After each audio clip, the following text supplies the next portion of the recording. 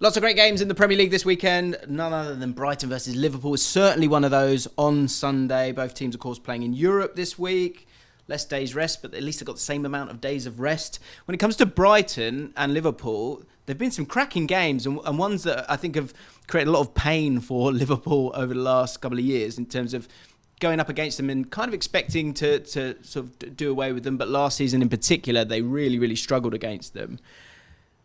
Going into this game, I think the top line for me that I'm wondering is who are the favourites? As good as Liverpool are, with certain players missing, red cards, in particular, obviously, Justin Curtis-Jones not going to be in this game.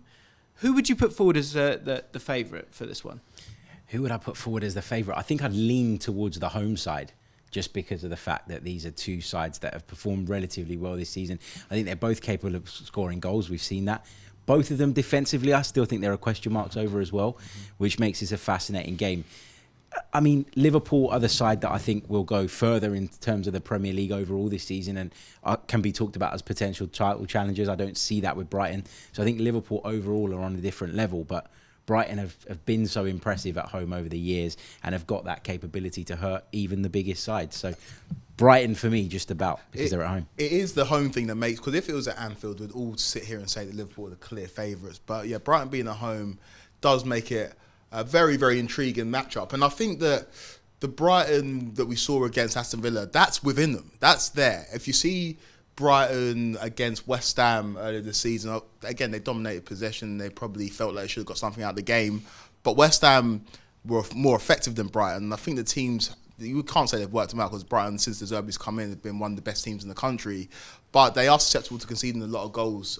You saw it in the Zerbi's first ever match as Brighton manager. It was against Liverpool, that 3-3 draw, and they've not looked back since. They can score a lot of goals. They can concede a lot of goals as well. And it's goals by committee with Brighton as well. You don't necessarily know where the goals are coming from. One week, Evan Ferguson's banging you loads of points in your fantasy. The next week, he's not in the starting lineup. And I feel like that's what makes Brighton so unpredictable. But also, that's what makes them pretty fallible as well. The fact that they do look to score goals. They do look to get forward. They are looking to be progressive. And their play is risky as well. They invite a lot of pressure on. So that results in high-scoring games, and I'm excited to see how this one pans out. Because I think, going back to that, the idea that Brighton could be favourites in a game against Liverpool is just fantastic, isn't it? That can occur. And the 6-1 defeat was, I don't want to say misleading, because I think that's unfair on Villa. But there is a bit of a theory going around that, well, despite the high line of Villa, they didn't sort of buy the bait that Brighton put forward a lot of the time in terms of those centre-backs having the ball and trying to sort of bring them out, and then you're able to pop the ball through them. And the XG was actually quite tight. It was 1.58 expected goals for Villa, of course, scored 6 goals. Brighton created 1.71 expected goals in this game.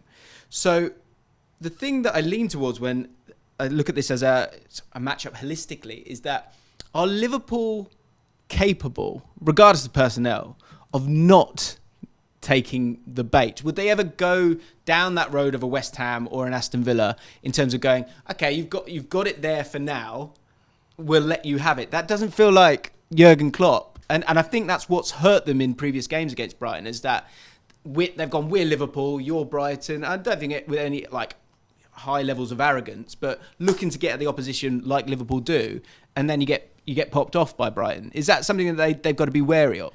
Yeah, for sure. They should be wary of it, but I agree with you. I don't think Liverpool are going to change the way that they play. I think they're going to go there. They're going to try and press. They're going to try and win the ball high up. I think they're so well equipped to do that as a side. They found a really good balance with the kind of new players they've brought in midfield.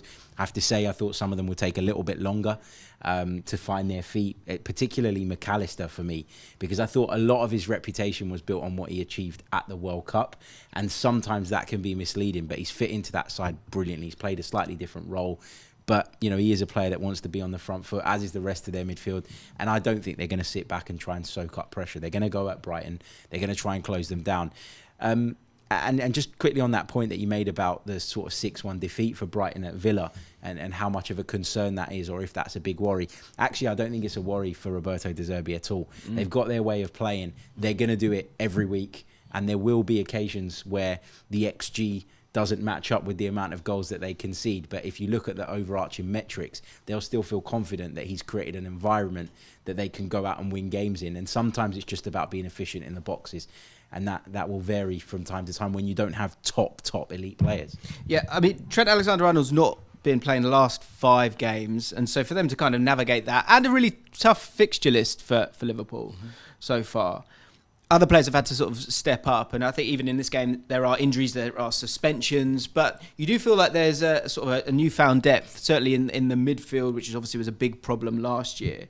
I do want to talk about Trent and that matchup against Mitoma, who, you know, has hurt him pretty aggressively in the last couple of games against them. But you would want Trent to come back in because of what he offers going forward. But whilst he's been out of the team, Dominic Szoboszlai, who at times was kind of working around Trent when he was in the side, has really stepped up, hasn't he? And as a signing coming in, you talk about McAllister starting well. Szoboszlai's been superb, hasn't he? Oh, Szoboszlai's been absolutely amazing. And he's fit in perfect. Then, I don't know, I like the throwback kind of players who are going to go try and get you a goal and going to try and make things happen. And obviously he's a system player. Klopp's got a clear idea of how he wants them to play, but you also know that from 40 yards out, he can also hit a banger, which is fun to watch, especially if you're a Liverpool fan. On that Trent and Mitoma matchup, I think the key variable in that is the Stupinian being missing. He obviously had the stinker against Aston Villa. He scored an own goal, got dragged at half-time. Now he's injured. He's going to be out for a month. But I think he makes Mitoma even more effective with the underlapping and overlapping runs, and it puts a lot of pressure on Trent Alexander-Arnold. The fact that he's missing, I think, guarantees that Trent starts, because there's going to be a lot of spaces vacated. And of course, we know about the strength and depth of Brighton, but I think that Liverpool will have a lot of joy down their right-hand side, Brighton's left-hand side. And I think Stupinian being missing will not only be an issue for Brighton in this game, but going forward past the international break. It feeds into that point as well about Liverpool and how they'll approach it. If Estupinian's missing and they know that they haven't got that aggressive runner coming from fullback as well, probably increases the likelihood that they are more aggressive down that right-hand side. I know they normally are anyway, but I think that would even more so, that would put Jurgen Klopp off of being a little bit more conservative. Yeah, and I just don't think he has it in him, does he? I think he's like, his best form of defence is to be on the front foot. It feels like this is going to have a lot of goals in it, you would imagine. He'd be so disappointed if it was a 0-0. And if it is, it's going to be a great 0-0. How do you see it panning out, this one? Liverpool need to watch out for their discipline. I know a lot of their red cards this season have been debatable, but they've got a lot of injuries because they're playing a lot of their games with 10, even 9 men on occasion. And we know how intense their style of play is, and having to play that many minutes with the added on time as well, it's going to result in injuries. And we've seen that quite a lot of this Liverpool side who've got players missing. They're going to go at it. And I've been very impressed with Liverpool. I know when we did this pre-season predictions, I think we both had Liverpool finishing second. Yeah. Klopp knows how to get the job done in the Premier League. And they're going against the Brighton side, who have looked very, very good this season, but might have their confidence rocked a little bit by the result against Aston Villa. I think Liverpool can be confident of going to Brighton and getting the result. I'm predicting a Liverpool win in this one. Liverpool win, Harry? Yeah, we said earlier on that Brighton may be slight favourites because they're at home, but if I was predicting this on a personal level, it is Liverpool for me.